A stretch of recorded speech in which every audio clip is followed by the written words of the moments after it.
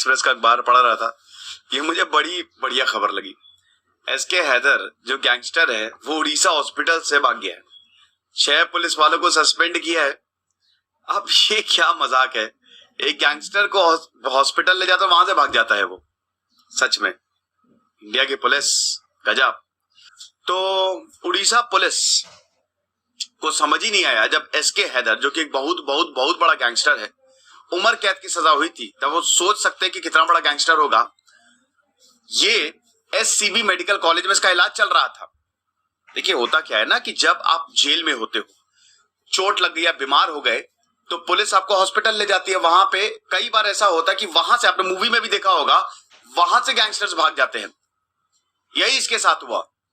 उम्र कैद की सजा काट रहा था, इसको एससीबी मेडिकल कॉलेज ले गए कटक में और वहां से भाग गया।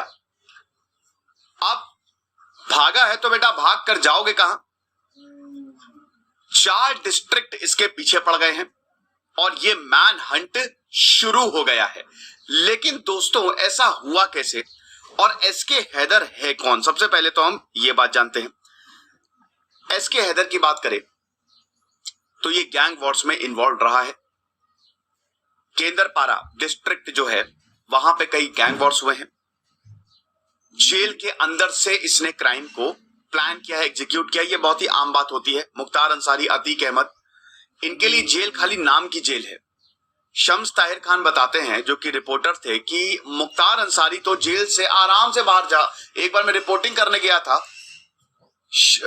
मुख्तार अंसारी जेल में सजा काट रहा था और फिर मैंने देखा कि वो आराम से जेल से बाहर आया है, किसी से मिला और वापस जेल में चला गया। ये तो कई बार ऐसा होता है। देखिए जेल में कौन सी ऐसी इन्वेस्टिगेशन होती है, सब जेलर के हाथ में होता है। तो कई बार तो सेलफोन्स मिलते हैं जेल में। तो जेल के अंदर से ही इसने कई बार कई प्लान्स जो हैं वो गढ़े हैं और उसको एग्जीक्यूट भी किया है।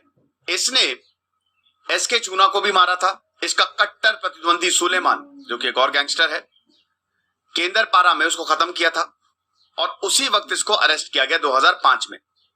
बहुत सारे इसके ऊपर आरोप लगे हैं, murder, extortion, gang war. Bhubaneswar police ने इसकी कस्टडी ली थी दोस्तों। जब इसका नाम आया था 2008 की किडनैपिंग और मर्डर में माइंस ट्रेडर रश्मि रंजन महापात्रा को खत्म कर दिया था। फिरौती मांगी, दी नहीं, खत्म कर दिया।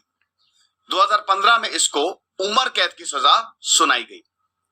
तो झारपड़ा जेल में, झारपड़ा ही है ना, झारपड़ा, चलो झारपड़ा जेल में ये अपनी सजा काट रहा था और इसको संबलपुर जेल में 2017 में शिफ्ट किया गया। 15 से ज्यादा केसेस इसके ऊपर दर्ज है और बहुत सारे तो मर्डर, एक्सटॉर्शन और भी बहुत कुछ किया है। तो कुल मिला के दोस्तों ये जेल में सजा काट रहा था। अब जब ये भागा दोस्तों, 6 कांस्टेबल लगाए गए थे, हर 4-4 घंटे पे शिफ्ट चेंज होती थी।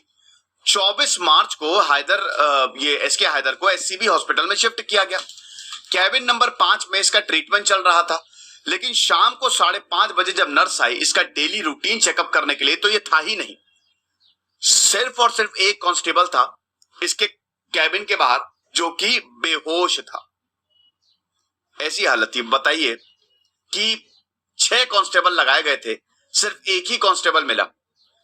अब ये क्या इतने आसानी से हो जाएगा?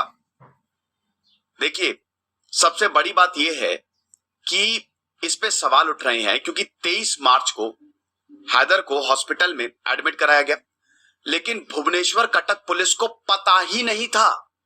क्या विश्वास करेंगे कि इतने बड़े गैंगस्टर को हॉस्पिटल ले जाया जा रहा है और जो पुलिस कमिश्नरेट है, जो हेडक्वार्टर्स होता है, उसको पता ही नहीं है कि इसको ट्रीट किया जा रहा है।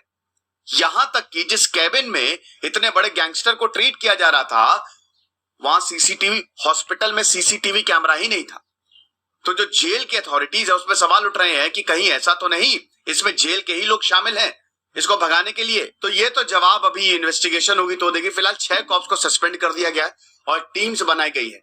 मैन हंट प्रोसेस शुरू हो चुका है, देखेंगे क्या होता है। बड़ा इंटरेस्टिंग था, मुझे लगा आपको बताना चाहिए।